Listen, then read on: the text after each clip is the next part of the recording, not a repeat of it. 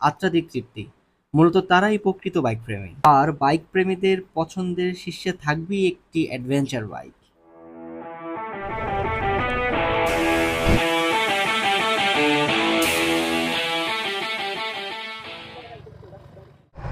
প্রত্যেকটা বাইকারের যারা অ্যাডভেঞ্চার পছন্দ করেন তাদের একটা স্বপ্ন এই সব storm.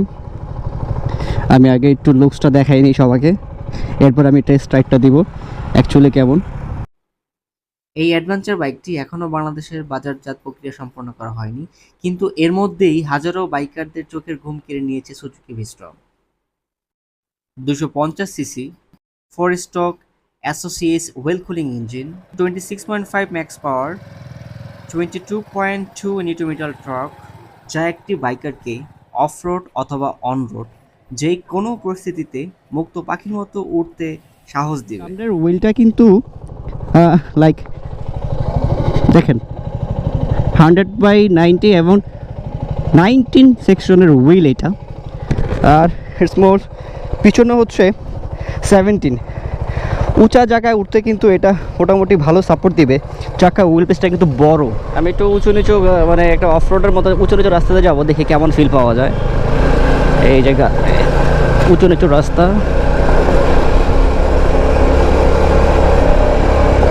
Extra feel, initial torque জোস। আরও আছে যেমন এটার লুকসটা পুরো একটা ঈগল পাখির মতো দেখতে। হ্যাঁ sure sure, why not. Thank you so much আমাকে সুযোগ করে দেওয়ার জন্য, এত সুন্দর এই অ্যাডভেঞ্চার ট্যুর বাইকটা রিভিউ করার জন্য।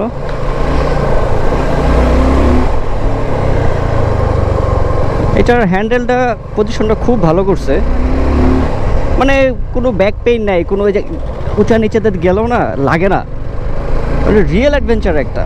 এই যে ঘাতাতে গেলাম, ও double channel ABS, 205 perfect ground clearance, 168 KG সম্পূর্ণ একটি powerful high control setup, city এবং হাইওয়েতে সুপার ব্যালেন্স, এবং পাহাড়ে কর্নারিং এবং অফ রোডে তো স্টেবিলিটি দারুণ ভাই। এই অ্যাডভেঞ্চার বাইকটির প্রেমে না পড়ে কোথায় যাব? এখনই শেষ নয়, আগে এটাকে নিয়ে পাহাড়ে যাই, তারপর আরও বিস্তারিত আলোচনা করব।